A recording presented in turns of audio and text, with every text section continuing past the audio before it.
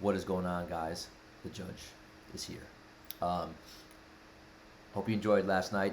The NBA is back. We had two glorious games. Okay, they weren't exactly glorious. The Lakers Golden State was a hot mess.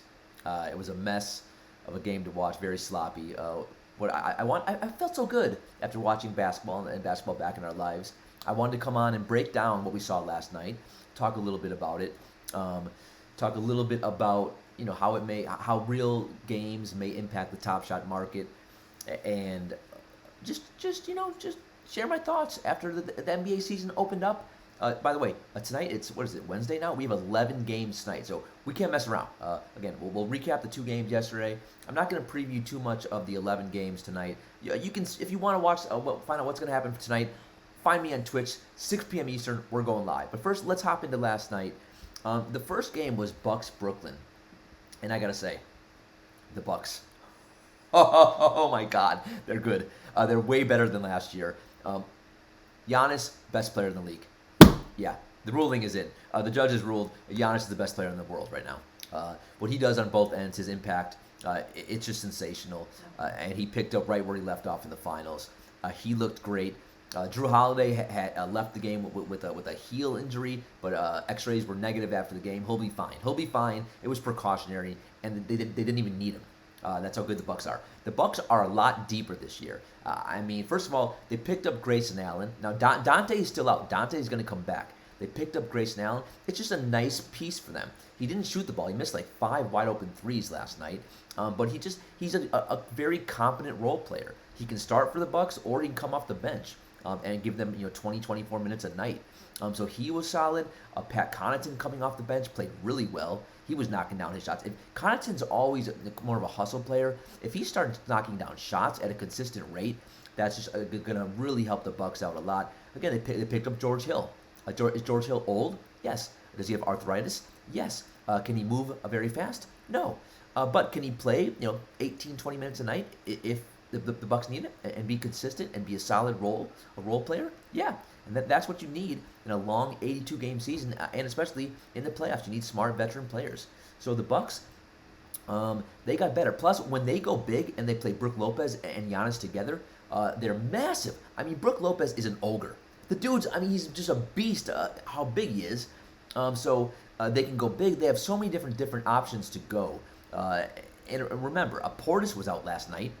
Didn't even matter. So they have him. He'll be coming back. Dante will be coming back at some point. And the other thing was for the Bucks, which was a revelation for me, was Nwara. Now I keep calling him Nwara. I think it's someone else. Someone was yelling at me in chat saying it's Wara. I don't know what his name is, but I will find out because that kid can play. Now last year he was a rookie, didn't get much time. He's the only 5 badge moment on Top Shot. He's also the Bucks bottleneck, so I think it's like he's at $250 right now. But let me tell you this, that kid can play.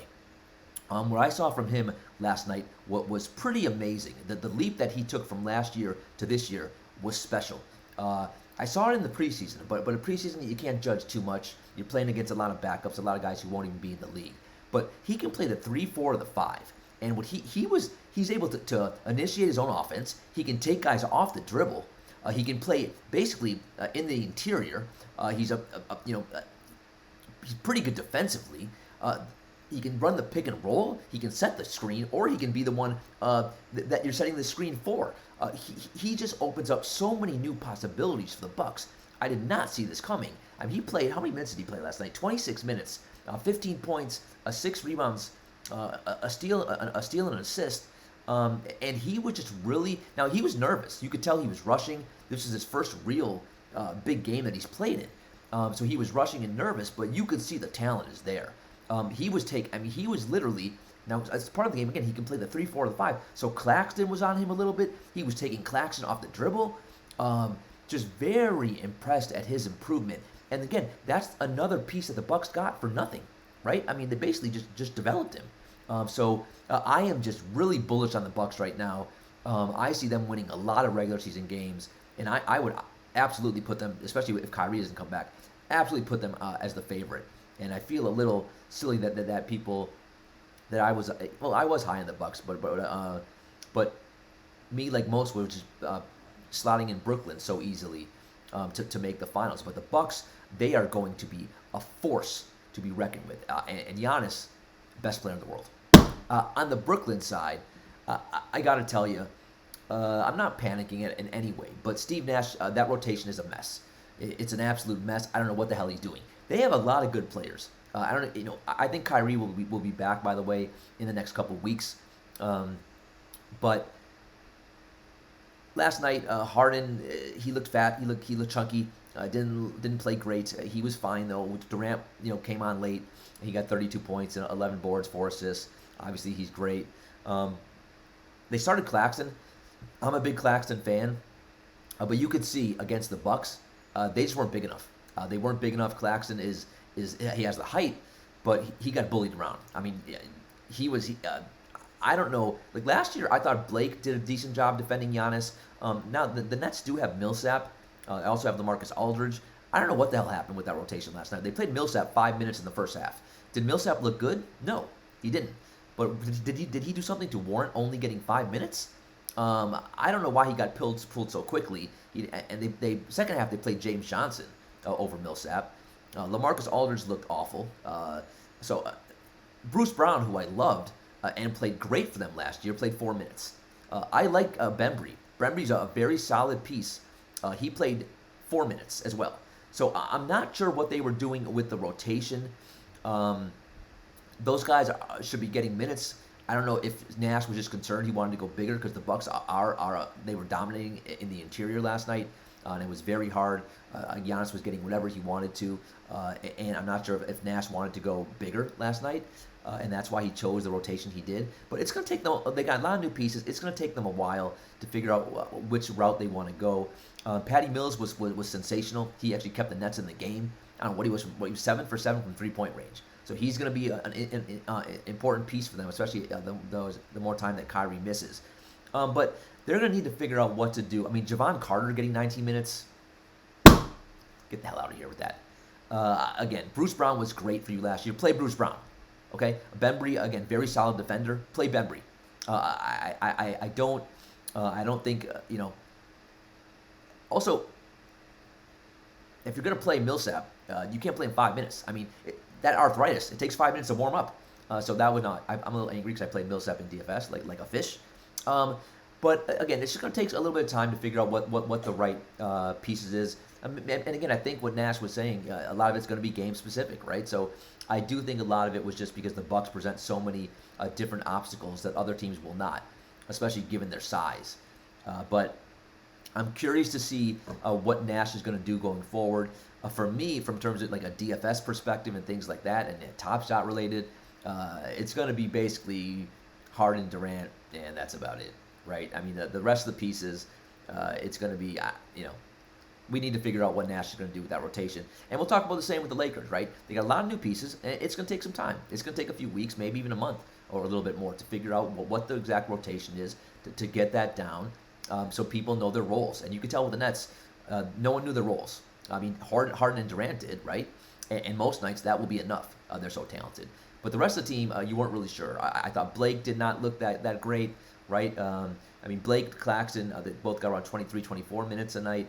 But I figure it'll be a revolving door with a lot of those guys until they figure out what's the right pieces to get around Harden and Durant. So it's going to be interesting to watch. But right now, it's going to be nerve-wracking anytime you play any of those role players. In terms of the second game last night, and that was Lakers. Let me see. Let me pull up the box score. Lakers Golden State. This game was really messy. And let's start with Golden State. I thought they played awful in the first half. I really did. Jordan Poole, who he was the preseason darling, right? He really struggled. He was so nervous. He was rushing shots. He couldn't do anything positive in the first half. He was a mess. Second half, though, he was really good. I think he hit a couple shots that really settled him down. It's funny when you have shooters, right? If a shooter can make just 1 or 2 shots, they really can settle back into the game. And then he played a really solid second half. Only played 25 minutes total. I think he hurt his ankle late. He didn't even close the game for them. But he really helped them because Curry had an off night. Curry was 5 of 21. So the fact that Golden State won this game with Curry 5 of 21, last year that never would have happened. If Curry had a bad game last year, they lost all the time. I mean, they had no shot to win. So it was really impressive the fact they won this game with Curry being so kind of mediocre. Even though he did have a triple-double, which was like his first triple-double in 6 years. He had 10 rebounds and 10 assists. Kevon Looney is a corpse. He's awful. He may be the worst player I've ever seen. He also may be the slowest. He's a statue out there.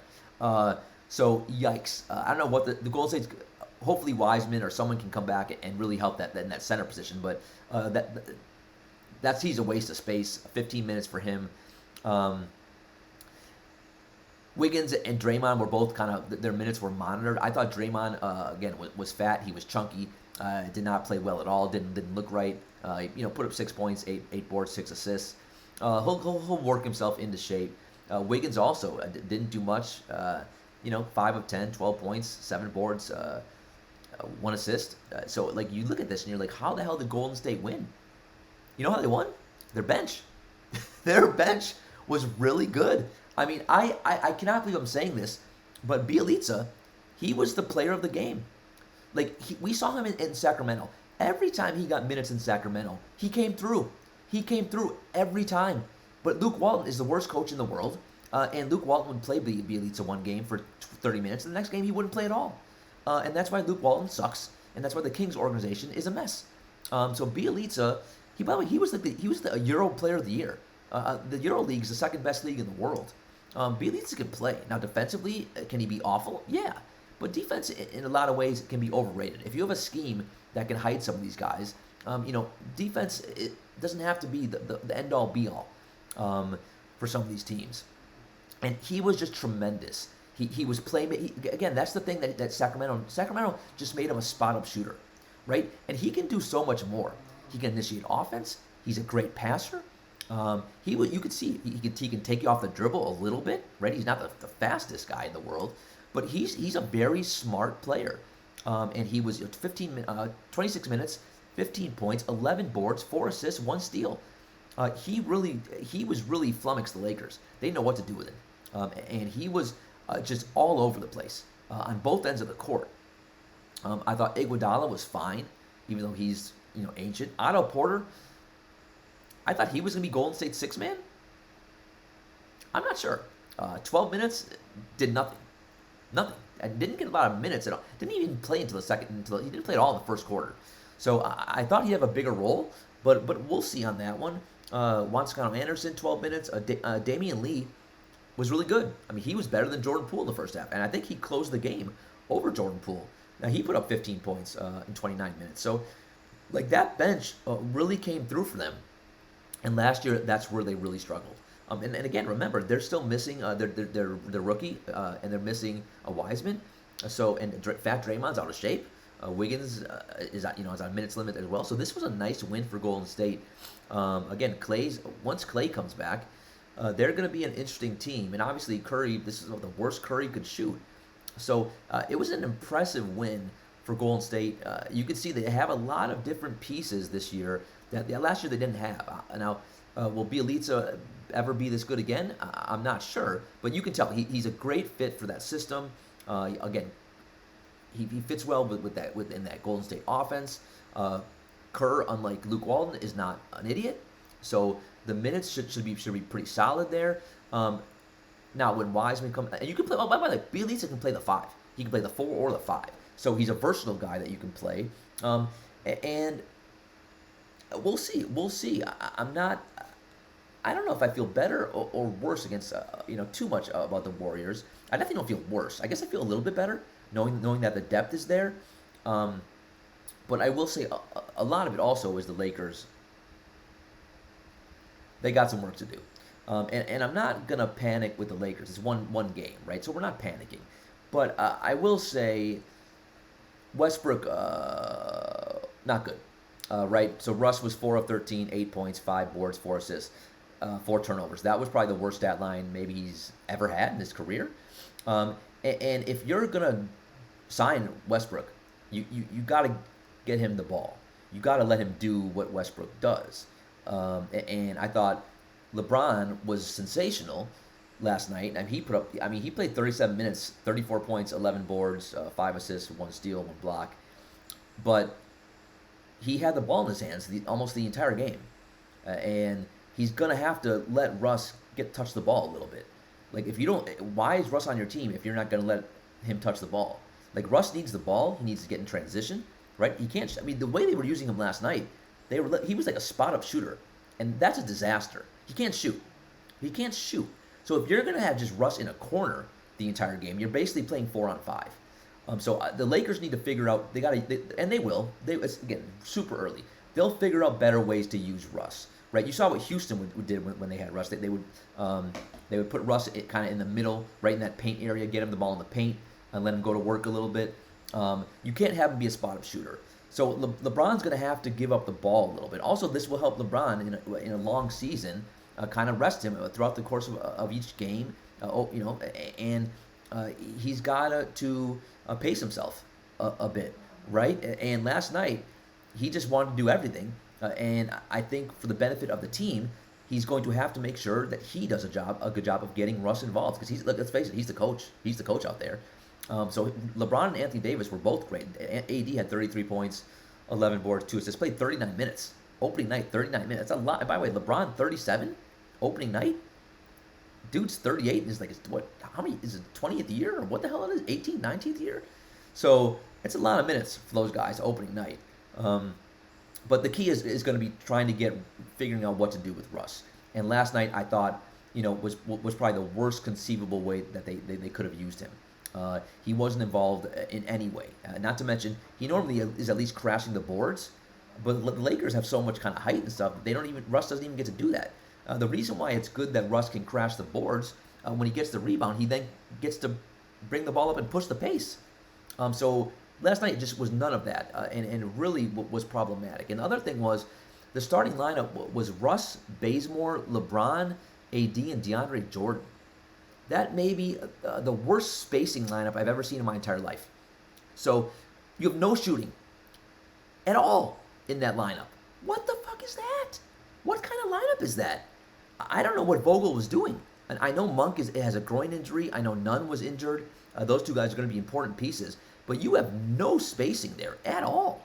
So a very weird lineup. Like, I like Bazemore, but I did not think he'd be starting. Now, again, some of that was injuries, obviously. Bazemore actually did a decent job defending Steph Curry. So that was also, I think, one of the reasons why they wanted Bazemore to start.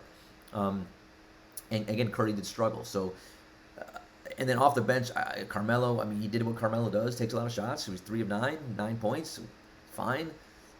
Dwight, not great. DeAndre Jordan is done. He's washed. So Lakers have some issues what to do at that center spot. Rondo did not look good. Avery Bradley, they just signed him. He didn't play at all, and then all of a sudden you brought him off the bench in the fourth quarter. That was weird. Monk didn't play much at all in the first half, and then he got some time in the second half. But the Lakers, again, they're going to take some time. They're going to figure out their rotation, because right now, after watching last night, they need some youth, and they need shooting. So Monk needs more minutes. Nunn needs to get back and help them out offensively. And they got to stagger LeBron and Russ's minutes more, and they got to get Russ involved. But the spacing is going to be an issue all year. So it's concerning. I'm not overly concerned right now. It's one damn game, but it was puzzling, right? To see them with such a lineup, with such a lack of shooting, and it does make you wonder: should they have just traded for Buddy Hield? Would have been a much better fit next to LeBron. If LeBron's going to play like that all year and have the ball in his hands the whole time, it's really going to neuter the hell out of Russ. And why did you get Russ? So again, LeBron was great, but he's going to have to sacrifice a little bit, right? If the Lakers are going to maximize their potential, he is going to have to sacrifice and give up the ball a little bit, especially the first 3 quarters. The fourth quarter, that's LeBron time, get him the ball. But the first 3 quarters, let Russ cook. Come on, let him go, let him loose. So. 2 teams that lost, Lakers and Brooklyn, they got some work to do, but again, a lot of new pieces. They'll figure it out. And it's going to take a little while to figure out the rotations. So, but look, Hoops is back. It was fun to watch the games. Tonight we have 11 games. It's going to be really exciting. A lot of very intriguing stuff tonight. I can't wait to watch OG and Alexander Walker. KPJ. Some of the rookies tonight are in play. It's just going to be a fun night of hoops. I will say on Top Shot last night, you can see a for sale sign here. Am I crazy? Maybe. Did I buy a Bielitsa MGLE S1? I did. If you're watching with us on Twitch, we watched all the games together last night. This was, I think, like $250 last night. You could see the floor was very thin, so I went and picked it up. I think for $250 or something like that. It pumped up to over 400, and now it is. I think it's down to about 340, 350. If I can flip it, I will. And again, I don't flip anything on Top Shot. Very unlike me to do, because I never sell anything. But if I could, make a decent profit on that, would I flip that to get a much better player? Sure. But never bad to get an S1 MGLE for $250. And again, he is going to have a big role for the Golden State all year long. But I do want to talk briefly about reacting, how players react to the marketplace. So by the way, Bielitsa's, though, his Top Shot debut, that was like $30. It pumped to like 55, so it almost like doubled. But what typically happened last year is if people would have good games, they would pump, and then they would crash right back down. Why? Because this user base, as we know, is not really fans of basketball. They're just greedy. They want money. They want profits. So we didn't really see the impact on the court translate over too much to the Top Shot marketplace from a game-to-game perspective. If someone played well for like months at a time, then we saw it a little bit happen, like late in the year with Randall a little bit and some guys like that. But so be just cautious if you're buying based on how someone's playing. Just don't always expect to get an immediate benefits, right? Typically, what you're going to see is pump and then pretty quickly dump. So if you want to do it to flip, feel free. But right now, this user base just doesn't care enough about basketball. Now it's coming. S3 should be close. And by the way, Jacob's coming on our stream in 5 days, so we can ask him a lot about S3. But right now, just be a little cautious if you're buying on the Top Shot marketplace based off of what's happening in games. Now there'll be, and I'll help you. I'll guide you through it. There'll be times we can make those buys. Like I'm super bullish on a lot of players, which I'll have a lot of videos that I'll be telling you which guys to go after. And hopefully these videos each day I can tell you which buys I think are great for longer term. By the way, I forgot to mention, for the Lakers, Taylor Horton-Tucker was out too. He's going to be a big piece. So missing THT, Nunn, and really Monk, who was hurt. That is a big. Those are big three. Those are three of the Lakers. Top? You could say 7 players maybe, which says something right there. Maybe top 8. But so, just want to mention that as well. So don't get too crazy about feeling that you have to buy if someone plays a good game. It's fun. It's fun to buy if someone has a good game, but the market may be a little slower to react because no one's watching the games on this site. We are, but a lot of the other user base yet they are not yet. They'll be coming, hopefully soon, but not yet. So again, I hope you enjoyed opening night. Let's get ready tonight. 11 games of action. We'll be live on Twitch at 6 p.m. Eastern. Let me know what you want me to do in these YouTube videos every day. Put in the comments below if you like the recaps of the games. What else more you'd like me to talk about? DFS. We'll have some videos about DFS as well.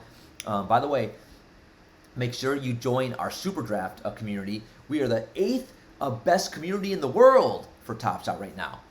We can do better. We're number 8. Who's better than us? Let's go. So our link I'm going to put in the YouTube description. Also, if you want to join Super Draft, that's our sponsor this year for DFS. I'll put that link as well in the comments. And it's going to be a great year. Again, we got so much going on. So join us in the DG Courtroom Discord and join our community. I'm so happy basketball is back. I will see you guys tonight, 6 p.m. Eastern. Who knows how long we'll go? Maybe all night. I don't know. But for now, for the bailiff, for the judge, court is adjourned.